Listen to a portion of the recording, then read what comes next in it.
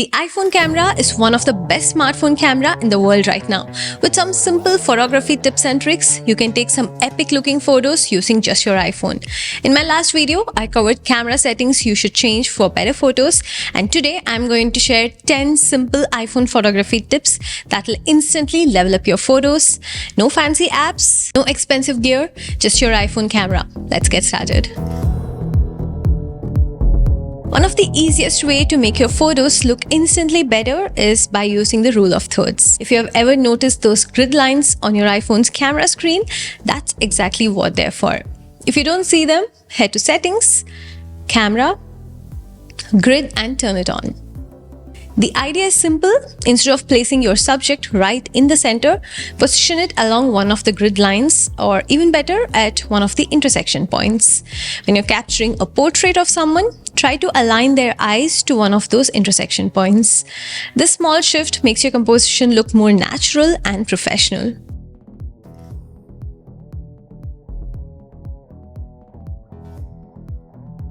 When you're capturing landscape shots, try lining the horizon along one of the horizontal lines rather than cutting the frame in half.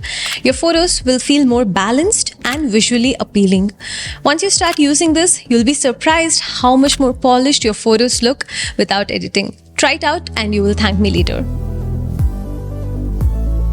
While we are here, I want to give you one bonus tip. If there are leading lines in your frame like roads, rails, or any lines which leads your eyes to the center of the subject, make sure to use those lines to draw attention to the subject by bringing them from the corner of the frame to the center like this one. Can you see the difference?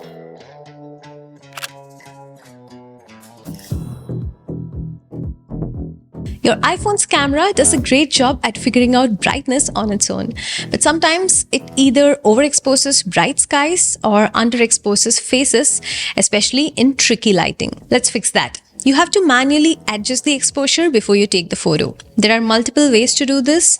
A simple and easy way is to just tap on the part of the screen where you want your iPhone to set the exposure for. If someone's face is underexposed, you can tap their face to adjust the exposure for their face. If on the other hand, you want to expose for your highlights, just click on the sky or anywhere it's overexposed so that you get the proper exposure for that part of the photo. To get even more creative, you can increase or decrease exposure even more by tapping on a part of the photo and then sliding it up or down to increase or decrease. This can come in very handy in few situations. If someone's face is still dark after letting the iPhone expose, you can manually increase the exposure by sliding up. Or if there is too much light in a shot, you can reduce by sliding it down.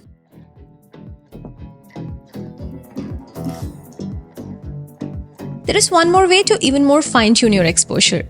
This is by swiping up to reveal more options in the camera app and then clicking on this exposure composition icon and swiping left or right to increase or decrease exposure. You can also adjust exposure by clicking on this arrow and then adjusting the exposure. The advantage of customizing exposure is that you get a small histogram at the top showing if there are areas overexposed or underexposed. It also gives a very fine-grained control of the exposure. It's really handy when it's too bright or too dark while shooting. The next two tips will help you get sharp photos every single time. When there is a single subject in your photo, your iPhone automatically detects a face and focuses properly. But when there are multiple people in the photo at different distances, or if the light is low, or if you want to focus on different part of the photo, this tip will help you nail your focus. Just like tapping the screen for correct exposure, you can also tap on the screen where you want your iPhone to focus. This will make your iPhone properly focus that part of the photo. If you want to focus somewhere else, but adjust the exposure, then you can tap that part of the screen and use the exposure composition button to adjust your exposure accordingly too. You will now have the perfect focus every single time. Consider you have a busy frame and your iPhone is losing focus on your subject, or people are walking in between your subject and focus keeps losing. Instead of periodically tapping on focus, you can simply long press the screen where you want your focus to be set. This will lock the focus at that point. Now your focus will stay on the subject even if there is motion in the frame. This is even more handy in a video because in a video, as you move, your iPhone will try to pick the focus on the closest subject. Locking the focus will get you a more cinematic video. When you lock the focus, you can see this AEAF icon by which you can make sure the focus is locked. It not just locks the focus, but it also locks the exposure too. Say you are in a concert or any place where the exposure keeps changing and your iPhone keeps adjusting the exposure. Instead, you can lock the focus and exposure so that your video looks more natural and cinematic and less jarring. You might have used the ultra-wide camera on your iPhone where your main camera is not sufficient to cover the whole frame. But what you might not be aware of is your 1x main camera is much superior camera over your ultra-wide camera. This is noticeable especially in low light shots. You can see a lot of noise here. Instead, what you can do is you can use your main camera to take a panoramic shot in the pano mode and you will get a much cleaner, sharper, ultra-wide and a high quality photo. There are 3 advantages to do this. First, you will have a low distortion photo using your main lens. You can see the difference in these 2 photos. Second, your photos will be less noisy with better contrast, especially in low light. Third, your photos are of much better quality. You can see that in the information section. The main camera shot is significantly larger with higher resolution, meaning it captured a cleaner and better image than the ultra-wide camera. Let's look at the ultra-wide shot taken using the pano mode. This photo is first ultra-wide. Second, you can see that the file size is larger than the ultra-wide with more pixels captured, yielding a higher megapixel photo with much noticeably less noise. It's also captured at a lower shutter speed than the ultra-wide. In general, it's a much better quality photo than the ultra-wide. So next time, try the pano mode instead of ultra-wide, especially in low light.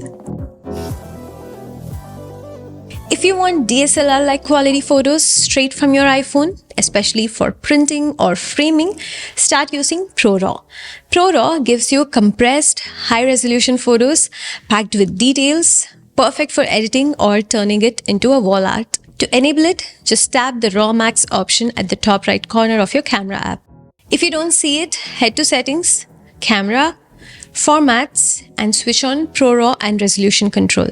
Now your iPhone will capture photos in the highest quality, ready for professional editing or printing, all without needing a fancy camera. As I already told you about the camera setting video I made, watch that to know more details about the ProRAW formats. If you're using an iPhone 16 Pro or 16 Pro Max, you can also take a full advantage of 48 megapixel resolution by just tapping on the RAW Max option at the top right corner.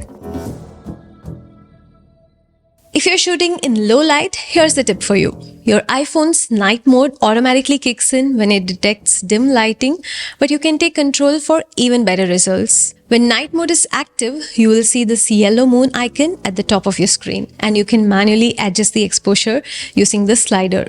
The longer the exposure, the more light your camera will capture. But remember to hold your iPhone steady, or better yet, place it on a tripod for super sharp night shots. This is perfect for cityscapes, candlelit dinners, or starry skies. Your iPhone can turn dark, grainy photos into crisp and bright masterpieces. No extra gear needed. So, there you have it. Try these tips and let me know if your images look better than before. Also, if you're sharing the images on Instagram, tag me too so I can take a look. If you know any other new iPhone photography tip, pour it in the comments.